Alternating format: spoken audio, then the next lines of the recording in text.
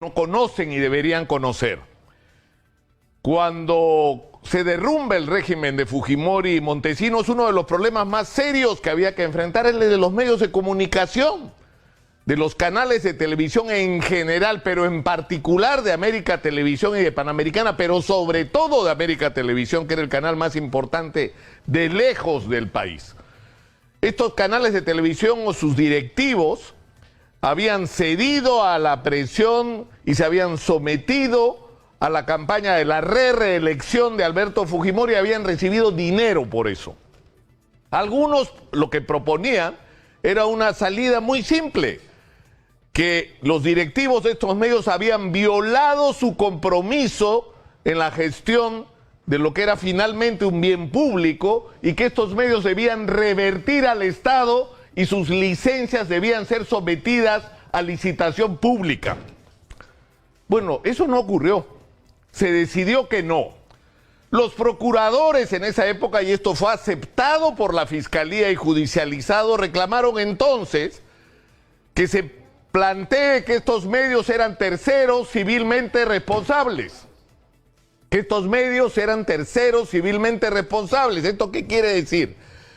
Que estos medios eran los que habían sido, por un lado, utilizados como instrumentos para la campaña de la reelección, o sea que habían sido el instrumento del delito, y que por otro lado se habían beneficiado. Es decir, que era absolutamente lógico que fueran considerados terceros civilmente responsables a la hora de reparar y resarcir al Estado por el daño hecho. Pero no solamente eso, sino que el tamaño que se puso de la reparación civil no tenía ninguna correspondencia lógica con el daño producido. Es decir, si se habían recibido 10 o 12 millones de dólares, la reparación hablaba de 50 millones de dólares.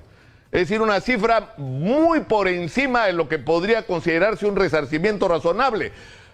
Pero ¿cuál era el sentido que tenía? Era el valor comercial del canal. Es decir, lo que tenía que ocurrir era cuando terminara el juicio contra los directivos de Canal 4 y ellos perdieran el juicio, que era más o menos previsible, el canal iba a tener que hacerse tercero civilmente responsable, el Estado iba a recuperar por esa vía la titularidad del canal y iba a ocurrir, ¿no es cierto?, por otro camino, lo mismo, la reversión al Estado de esa licencia. Pero Alejandro Toledo tenía otros planes. En el momento que se produce esta crisis, América Televisión tenía tres grandes deudas, la SUNAT, Televisa y el Banco Vice. ¿Qué es lo que hace Alejandro Toledo? Trae de las orejas a su casa, a la casa del presidente de la República, al gerente del Banco Vice, el señor Eugenio Bertini, que era un hombre que había aparecido en más de un video explicándole a Vladimiro Montesinos cómo hacer para sacar su plata a los paraísos fiscales de Gran Caimán.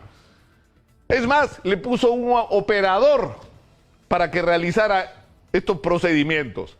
Entonces, eso enfrentaba al señor Bertini y al Banco Vice a un problema gravísimo. Eso era lavado de activos. Y eso podía suponer la cárcel para Bertini y sanciones que podían llegar hasta el cierre del Banco Vice. Entonces, Toledo lo sentó en la sala de su casa y le propuso una transacción. Tú declaras en insolvencia a Canal 4 y tú le entregas tu acreencia a Canal 4 y tú te salvas. ¿Qué creen que ocurre?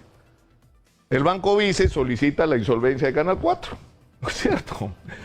Y luego el Banco Vice le entrega su deuda de millones de dólares a quien Alejandro Toledo le indica. ¿Quién le indica? Al señor Gustavo Mome del Grupo La República. No pagó $1 por las acciones, o por la creencia, perdón, $1. Y se convirtió en el dueño del 33% de las acreencias y a partir de eso, cuando se convirtieron en acciones, en el 33% de las acciones de América Televisión. El segundo capítulo fue el ingreso del Grupo El Comercio, que también fue por la ventana, porque era un grupo que en ese momento no tenía el dinero para pagar nada. Y para poder entrar debería tener la venia de la SUNAT, que por supuesto se la dio, pero tenía que pagarle a Televisa. ¿De dónde salía el dinero? Bueno, el dinero salió de Colombia. ¿Cómo salió de Colombia? Se los voy a explicar.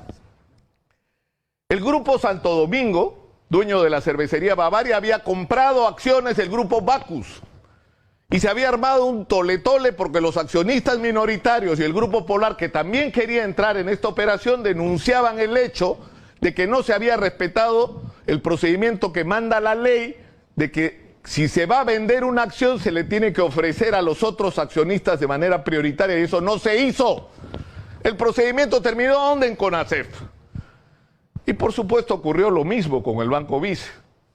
Yo te doy el pase para que puedas adquirir la mayoría de acciones del Grupo Bacus, y por el otro lado, tú me tienes que poner el dinero para que la operación de Canal 4 proceda. Es decir, tienes que meter los millones que necesitamos para comprarle a Televisa la creencia que está reclamando, y además el dinero para que ese canal camine, porque si no el canal más importante del país dejaba de funcionar.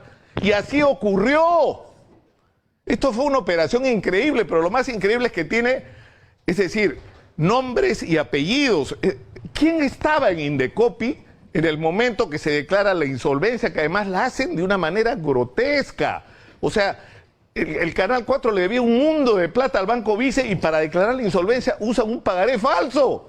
Es decir, tenían 80 papeles para pedir la insolvencia y lo hacen tan mal que piden la insolvencia con un pagaré por el que no se debía un sol, es decir, un pagaré falso en términos prácticos, porque no había ninguna deuda que lo respaldara.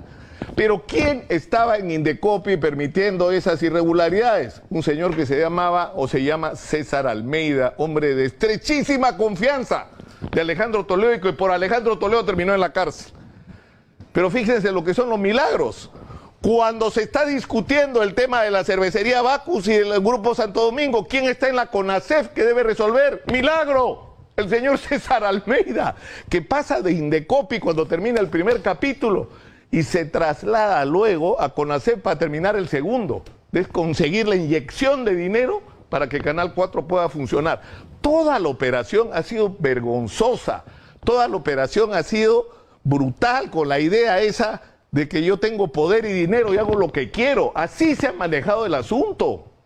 Es decir, se ha manejado con la administración y con la gestión, ¿no?, de una empresa que no era suya y que era en todo caso o de otros o del Estado, pero no de ellos. Era el principal medio de comunicación del país. Ahora, en un momento Alejandro Toledo dice, un momentito, yo soy socio.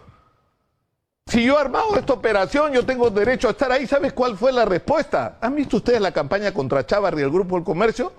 A Alejandro Toledo le hicieron una campaña igualita. Todos los días, primeras planas del diario El Comercio. ¿Por qué? Porque Alejandro Toledo había falsificado firmas. La inscripción de su partido era trucha. Él mismo había falsificado. Alejandro Toledo era un delincuente. Llevaron el tema al borde de la vacancia presidencial hasta que lo rindieron, hasta que lo arrodillaron, hasta que Alejandro Toledo dijo, no más, ya no quiero nada. Hasta el domingo anterior, en los titulares, Toledo era un delincuente. El lunes no volvieron a hablar de él, no volvieron a hablar de él nunca más. Nunca más volvieron a hablar de la firma falsificada, cuando era el tema de todos los días durante meses. O sea, lo que ha ocurrido es simplemente increíble, y el comportamiento del sistema de justicia, porque los procuradores y la fiscalía reclaman en un momento que las empresas se hagan terceras civilmente responsables, y a la hora que sentencian a los Crucillat, resulta que Canal 4 no es tercero civilmente responsable, es decir, son ellos los que tienen que pagar la deuda, y el canal no tiene nada que ver. Es como que digamos que Barata tiene que pagar la reparación civil y Odebrecht no tiene nada que ver. Pero hicieron cosas peores en el Poder Judicial, porque cuando se produce la transferencia de acciones de los padres a los hijos en Canal 4 y en Panamericana Televisión, la misma sala de la Corte Suprema resuelve que en el caso de Canal 4 no vale y en el caso de Canal 5 sí vale. O sea, ha pasado simplemente cualquier cosa en estos años en relación a la transferencia de la titularidad de Canal 4, y ese es un tema que se ha puesto ahora nuevamente en debate, porque resulta que entre las barbaridades que hicieron se olvidaron que hay una empresa que se llama Peruvisión, que es la titular de las acciones de la compañía peruana de radiodifusión y que no fue incluida en el proceso, que ni siquiera fue notificada. Y eso supone que no solamente podrían perder Canal 4 los señores Miro Quesada y el señor Mome, que entraron a ese canal por la ventana, sino que van a tener que responder a la justicia por un montón de delitos que han cometido en el camino. Este asunto es un tema del que nadie quiere hablar porque todo el mundo tiene miedo, pues. Porque en el Perú No solo Odebrecht, el Grupo del Comercio pone y saca presidentes, pone y saca fiscales de la nación. Porque el señor José Graña, que es el accionista mayoritario, es el Odebrecht peruano, pues. Es el equivalente, es el Marcelo Odebrecht de Perú, ese señor se llama José Graña. Probablemente uno de los hombres más poderosos del país. Pero ocurre un pequeño detalle. Habemos algunos que no les tenemos miedo. Y vamos a hablar del tema. Soy Nicolás Lucar, esto es Exitosa. Y esto es historia del Perú, ¿ah? Eso es historia del Perú. Si algo de lo que he dicho es mentira, que me demanden por difamación y vamos a los tribunales y vamos a ver qué pasa. Si una palabra de la que he dicho esta mañana es mentira, demándenme.